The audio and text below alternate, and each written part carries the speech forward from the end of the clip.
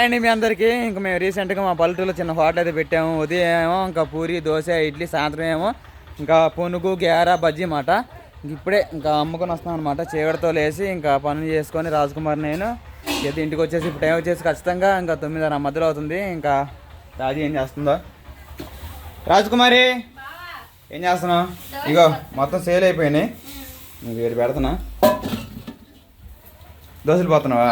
ఇంట్లో కొంచెం పిండి ఉంటే దోశలు పోస్తున్నా.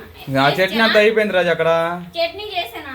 ఏం చట్నీ చేసావు? చట్నీ టమాటా చట్నీ చేసా. టమాటాను పండు మీరు కదా చేసాను. ఇంకా వేడి వేడి దోశలు కూడా వేసా. తీసుకొని వస్తాను.